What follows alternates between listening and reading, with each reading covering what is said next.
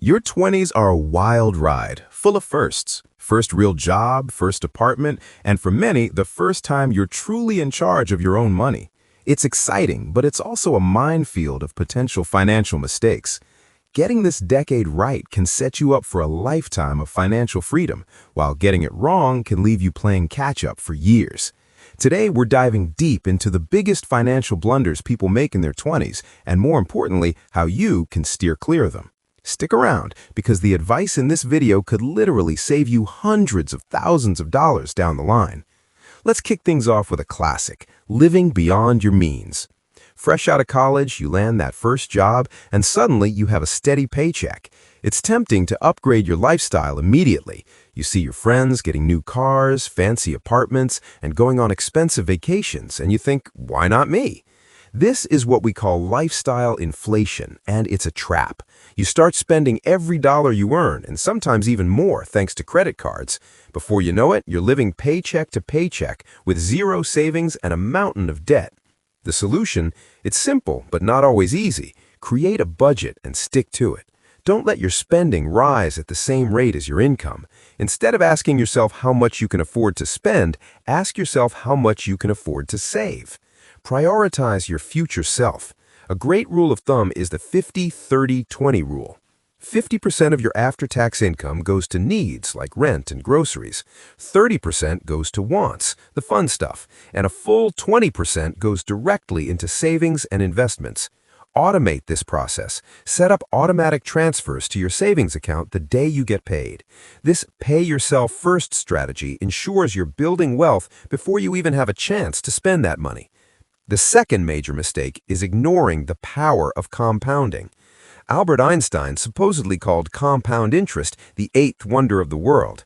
He who understands it earns it. He who doesn't pays it. In your 20s, you have an incredible asset that older, wealthier people would pay a fortune for: time. Let's say you invest just $100 a month, starting at age 25. Assuming a modest 8% annual return, by the time you're 65, that small contribution will have grown to over $340,000. Now, if you wait until you're 35 to start, you'd have to invest almost $230 a month to reach the same goal. You'd invest more of your own money for the exact same result, all because you missed out on 10 years of compounding. Your 20s are your golden ticket to harnessing this power. Don't waste it. Start investing now, even if it's just a small amount. The best time to plant a tree was 20 years ago. The second best time is today. This brings us to our next point, being afraid to invest. Many young people think investing is only for the rich, or that it's too complicated and risky. They leave their money sitting in a savings account where it's actually losing value over time due to inflation. Here's the truth. You don't need to be a Wall Street genius to start investing. Thanks to technology, it's never been easier. You can start with low-cost index funds or ETFs that track the entire market. Think of it like buying a tiny piece of hundreds of the world's biggest companies. It's diversified and historically has provided solid returns over the long term. If your employer offers a retirement plan like a 401k, especially with a company match, you need to contribute. A company match is literally free money. Not taking it is like turning down a raise. Don't let fear hold you back from building real wealth. Educate yourself, start small, and let your money work for you. Next up is the black hole of bad debt, specifically high-interest credit card debt. Credit cards can be a useful tool if you pay them off in full every month, but if you only make the minimum payments, you're falling into a devastating trap. With interest rates often over 20%, that $200 pair of sneakers can end up costing you $300 or $400 over time. The minimum payment is designed to keep you in debt for as long as possible. It becomes a cycle that's incredibly difficult to break. If you're already in credit card debt, your number one financial priority should be to pay it off as aggressively as possible. Use the debt snowball or debt avalanche method. With the snowball, you pay off the smallest debts first to get quick wins and build momentum. With the avalanche, you tackle the highest interest debt first, which saves you the most money in the long run. Whichever you choose, be relentless. Cut spending, pick up a side hustle, and throw every extra dollar you have at that debt. And moving forward, treat your credit card like a debit card. Don't charge anything you can't afford to pay off immediately. Another huge mistake is not having an emergency fund. Life is unpredictable. Your car breaks down, you have an unexpected medical bill, or you lose your job. Without an emergency fund, these situations can force you to go into debt or raid your retirement savings, derailing your financial progress. An emergency fund is your financial safety net. It's a dedicated savings account with 3 to 6 months worth of essential living expenses. This isn't investment money, it's insurance. It should be kept in a high-yield savings account where it's safe and easily accessible, but not so easy that you're tempted to dip into it for a non-emergency. Building this fund gives you peace of mind and the freedom to handle life's curveballs without panicking. It's not the most glamorous part of personal finance, but it is one of the most important. Let's talk about student loans. For many, this is the first major debt they'll encounter, and it can feel overwhelming. A common mistake is simply ignoring them or only making the minimum payments without a clear strategy. This can lead to you being in debt for decades. First, understand your loans. Know the interest rates, the loan types, federal or private, and the repayment options available to you.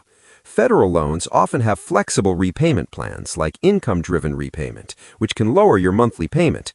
Your goal should be to pay off your loans as efficiently as possible. If you have a stable income, consider paying more than the minimum each month. Even an extra $50 or $100 can shave years off your repayment timeline and save you thousands in interest. If you have high-interest private loans, look into refinancing to get a lower interest rate. Don't let your student loans dictate your financial future. Create a plan and attack them strategically. A more subtle but equally damaging mistake is neglecting your financial education. School teaches us algebra and history, but rarely does it teach us how to manage our money, how to invest, or how taxes work. We're left to figure it out on our own. In your 20s, you have to be proactive about learning. Read books, listen to podcasts, watch videos like this one. Follow reputable financial experts. The more you learn, the more confident you'll become in making smart money decisions. Understand concepts like your net worth, asset allocation, and tax-advantaged retirement accounts. This knowledge is an asset that will pay dividends for the rest of your life. Don't be passive about your financial literacy. Make it a priority. Finally, a major mistake is not protecting yourself and your assets. This means getting the right insurance. If you have people who depend on your income, you need life insurance. If you become sick or injured and can't work, disability insurance can replace a portion of your income and be a financial lifesaver. And don't skimp on renter's insurance. It's incredibly affordable and can protect your belongings in case of theft or fire.